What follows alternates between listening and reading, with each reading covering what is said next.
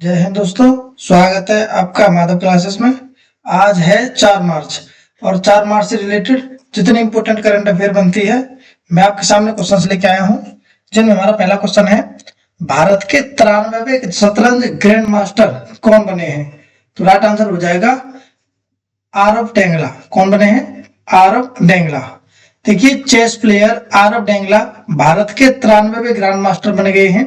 उन्होंने यह उपलब्धि बोस्निया और हर्जेगोविना में आयोजित जीएम बिजेलेजिना टूर्नामेंट और GM norm round robin tournament जीतकर हासिल की है।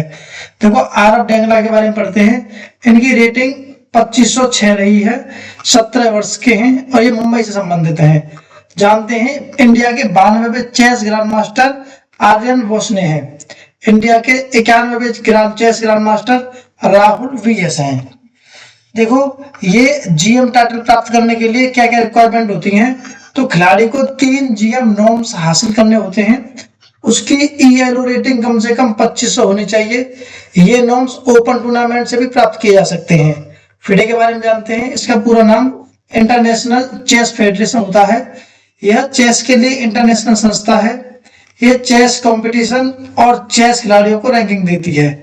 इसकी स्टेबलाइजमेंट 20 जुलाई 1924 को हुई थी। इसका हेडक्वार्टर लुसाने स्विट्जरलैंड में है। प्रेसिडेंट आर्केडी ड्वेरकोविच हैं। ये हैं आर्केडी ड्वेरकोविच। नेक्स्ट क्वेश्चन है, उत्सव चरण दास का हाल ही में निधन हो गया है। वे किस क्षेत्र से संबंधित थे? तो राइट आंसर हो जाएगा ट्रेडिशनल फोक डांस से। देखिए, उत्सव चरण दास उड़ीसा के प्रसिद्ध घोड़ा नाच फोक डांस कलाकार थे, जिनका 80 वर्ष की आयु में निधन हो गया है। उन्हें वर्ष 2020 में पद्म श्री से भी सम्मानित किया गया था। उन्होंने वर्ष 1964 में घोड़ा नाच सिखाने के लिए एक ट्रेनिंग इंस्टीट्यूशन स्थापित किया था। वे लोक कला के माध्यम से सोशल अवेयरनेस कैंपेनिंग भी चलाते थे। देखिए, घोड़ा नाच के बारे में जानते हैं। ये एक ट्रेडिशनल फोक डांस फॉर्म है।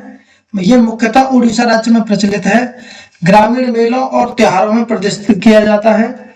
इसमें कलाकार बांस और कपड़ों से बने एक डमी हॉर्स के ढांचे के अंदर रहकर नृत्य करता है। यह मुख्य रूप से उड़ीसा के कोस्टल एरियाज में छठी पूर्णिमा के दौरान फिशिंग कम्युनिटी द्वारा किया जाता है। नेक्स्ट क्वेश्चन है, मुंबई के वानखेड़े स्टेडियम में किस पूर्व भारतीय खिलाड़ी और हेड कोच के नाम पर नया स्टैंड बनाने का ऐलान किया है? तो राइट आंसर हो जाएगा रवि शास्त्री जी के नाम पर। देखिए, मुंबई के वानखेड़े स्टेडियम में भारतीय क्रिकेट के दिग्गज खिलाड़ी और पूर्व हेड कोच रवि शास्त्री के नाम पर स्टैंड बनाने का ऐलान हुआ है। यह फैसला मुंबई क्रिकेट एसोसिएशन ने किया है कि ऐतिहासिक वानखेड़े स्टेडियम में अब एक स्टैंड का नाम रवि शास्त्री के नाम पर होगा। अब शास्त्री सुनील गावस्कर और सचिन तेंदुलकर जैसे खिलाड़ियों की लिस्ट में शामिल हो गए हैं। Ravi Shastri 1983 world cup winning team का हिस्सा रहे थे। रवि शास्त्री 2017 से 2021 तक इंडियन क्रिकेट टीम के हेड कोच रहे हैं। देखिए, हाल ही में कुछ स्थापित प्रतिमाएं पढ़ते हैं, जिनमें शाहरुख खान और काजल की प्रतिमा लंदन में स्थापित हुई है। भगवान श्री राम जी की 77 फीट ऊंची प्रतिमा कांस्य की, वो गोवा में स्थापित हुई है। रविंद्रनाथ टैगोर की प्रतिमा बीजिंग में हुई है। छत्रपति शिवाजी की प्रतिमा पिंपरी चिंचवड में हुई है। सुनील गावस्कर की प्रतिमा वानखेड़े स्टेडियम में हुई है। बोफोर्डा या बोर्डोफा उपेंद्रनाथ ब्रह्मा की प्रतिमा नई दिल्ली में हुई है। महाराजा अग्रसेन की भव्य प्रतिमा हरियाणा के हिसार में हुई है। याद रखेंगे, वेरी इंपोर्टेंट। नेक्स्ट क्वेश्चन है, मोबाइल वर्ल्ड कांग्रेस 2026 का आयोजन कहाँ किया गया है? तो राइट आंसर हो जाएगा स्पेन के बार्सिलोना में। देखिए, मोबाइल वर्ल्ड कांग्रेस 2026 दुनिया का सबसे बड़ा मोबाइल और तकनीकी इवेंट है। ये 2 से 5 मार्च 2026 तक स्पेन के बार्सिलोना शहर में आयोजित हो रहा है। इसमें mobile 5G, 6G network, artificial intelligence, cloud, cyber सुरक्षा और स्मार्ट डिवाइस से जुड़ी नवीनतम तकनीकें प्रदर्शित होती हैं। भारत का प्रतिनिधित्व केंद्रीय संचार मंत्री ज्योतिरादित्य सिंधिया करेंगे।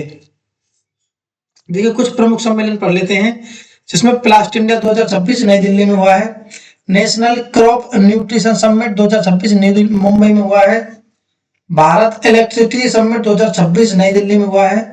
राष्ट्रीय वस्त्र मंत्रियों का सम्मेलन गुवाहाटी असम में हुआ है। क्षेत्रीय एआई प्रभाव सम्मेलन राजस्थान में हुआ है। आर्टिफिशियल इंटेलिजेंस इम्पैक्ट समिट 2026 से न्यू दिल्ली में हुआ है। मुख्य सचिवों का 5वां राष्ट्रीय सम्मेलन न्यू दिल्ली में हुआ है। पारंपरिक चिकित्सा का दूसरा WHO global summit 2025 new Delhi में हुआ है। 28वें राष्ट्रमंडल स्पीकर्स और पीठासीन अधिकारियों का सम्मेलन न्यू दिल्ली में हुआ है। याद रखेंगे, किसी न किसी एग्जाम में पक्का पूछा जाएगा। नेक्स्ट क्वेश्चन है, प्रधानमंत्री नरेंद्र मोदी ने पुडुचेरी में कितने करोड़ रुपए से अधिक की विकास परियोजनाओं का उद्घाटन और शिलान्यास किया है? तो राइट आंसर हो जाएगा 2700 करोड़ रुपए का। देखिए, प्रधानमंत्री नरेंद्र मोदी ने पुडुचेरी में 2700 करोड़ रुपए से अधिक की विकास परियोजना का उद्घाटन और शिलान्यास किया है।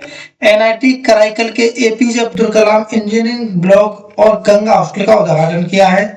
पांडिचेरी विश्वविद्यालय में नए भवन और छात्रावास का उद्घाटन किया है। खरासूर सेदरापेट औद्योगिक क्षेत्र जो 750 एकड़ में बना है, राष्ट्र को समर्पित किया है।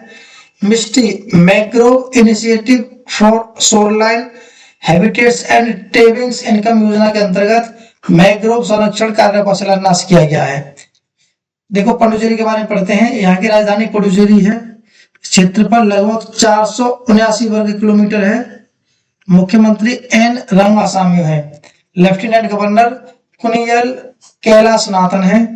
इसका उपनाम पूर्व का पेरिस या पूर्व की फ्रेंच रिवेरा भी कहा जाता है। नेक्स्ट क्वेश्चन है, मंगलुरु अंतरराष्ट्रीय हवाई अड्डे को वर्ष 2025 में कौन सा वैश्विक पुरस्कार मिला है? तो राइट आंसर हो जाएगा बेस्ट एयरपोर्ट एट अराइवल्स। देखिए, मंगलुरु अंतरराष्ट्रीय हवाई अड्डे को इसे बेस्ट एयरपोर्ट एट अराइवल्स पुरस्कार से सम्मानित किया गया है। यह सम्मान एयरपोर्ट काउंसिल्स इंटरनेशनल वर्ल्ड द्वारा प्रदान किया गया है। लगातार 2024 और 2025 में उत्कृष्ट प्रदर्शन के कारण यह हवाई अड्डा अंतरराष्ट्रीय स्तर पर शीर्ष पर रहा है। यह हवाई अड्डा अडानी एयरपोर्ट्स होल्डिंग लिमिटेड द्वारा संचालित है। कुछ महत्वपूर्ण करंट अफेयर्स पढ़ते हैं।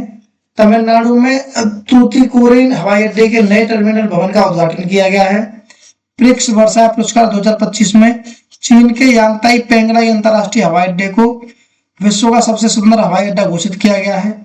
विश्व हवाई अड्डा रैंकिंग 2025 की सूची में सिंगापुर एयरपोर्ट पहले स्थान पर है। मध्य प्रदेश का 8वां सार्वजनिक एयरपोर्ट दतिया में बनाया गया है। दुनिया का सबसे ऊंचा लड़ाकू हवाई अड्डा लद्दाख के न्योमा में बनेगा। गुवाहाटी हवाई अड्डा डिजी यात्रा सुविधा पाने वाला पूर्वोत्तर का पहला हवाई अड्डा बना है। 4 रनवे वाला भारत का पहला हवाई अड्डा दिल्ली का इंदिरा गांधी अंतरराष्ट्रीय एयरपोर्ट है। प्रधानमंत्री नरेंद्र मोदी ने 8 अक्टूबर 2025 को नवी मुंबई अंतरराष्ट्रीय हवाई अड्डे के पहले चरण का उद्घाटन किया है। याद रखेंगे, वेरी इंपोर्टेंट। नेक्स्ट क्वेश्चन है, गेल इंडिया लिमिटेड के नए CMD कौन बने हैं 2026 मार्च में? तो राइट आंसर हो जाएगा दीपक गुप्ता जी।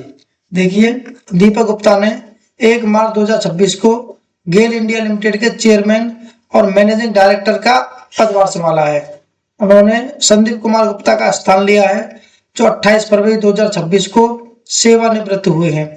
गेल इंडिया लिमिटेड भारत की अग्रणी प्राकृतिक गैस कंपनी है। इसे पहले gas authority of India limited कहा जाता था। इसकी स्थापना 1984 में हुई थी।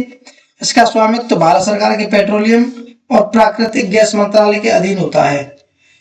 कुछ महत्वपूर्ण नियुक्तियां पढ़ते हैं, तो जिसमें शेखा नासिर अल नोबे संयुक्त राष्ट्र पर्यटन प्रमुख बने हैं। राहुल द्रविड़ पारादीप फॉस्फेट्स के ब्रांड एम्बेसडर बने हैं। सोनाली सेनगुप्ता RBI की कार्यकारी निदेशक बनी है। दीपक मित्तल UAE में भारत के राजदूत बने हैं। Rajat Punhani food safety and standards authority of India के CEO बने हैं। TCA कल्याणी माले का नियंत्रक बने हैं। उर्जित पटेल IMF के एग्जीक्यूटिव डायरेक्टर बने हैं। अच्छा, अनीश दयाल सिंह उप राष्ट्रीय सुरक्षा सलाहकार बने हैं। और संजय वात्सायन 47वें उप नौसेना प्रमुख बने हैं। नेक्स्ट क्वेश्चन है, वर्तमान में दुनिया का सबसे बड़ा दूध उत्पादक देश कौन बना है? तो राइट आंसर हो जाएगा भारत। देखिए, भारत दुनिया का सबसे बड़ा दूध उत्पादक देश बना हुआ है। ये वैश्विक दूध उत्पादन में लगभग 25% योगदान देता है। पिछले 1 दशक में दूध क्षेत्र में सालाना लगभग 6% की दर में वृद्धि हुई है। दूध उत्पादन 2014-15 में 140 मिलियन टन से बढ़कर 2024-25 में 247 मिलियन टन से अधिक होने का अनुमान है। यह 69.4% से अधिक की वृद्धि दर्शाता है। 2024-25 में प्रति व्यक्ति दूध की उपलब्धता 485 ग्राम प्रतिदिन थी। यह प्रतिदिन 328 ग्राम के वैश्विक औसत से काफी अधिक है। देखिए, इस तरीके से हमने आज की इंपॉर्टेंट करंट अफेयर को पढ़ लिया है। ये हमारी लास्ट वीडियो का क्वेश्चन है, जिसका आंसर आपको कमेंट बॉक्स में देना है। तो हमारा क्वेश्चन है, सिक्किम सरकार ने पोक्योंग हवाई अड्डे का नाम किस स्वतंत्रता सेनानी के नाम पर रखने की घोषणा की है?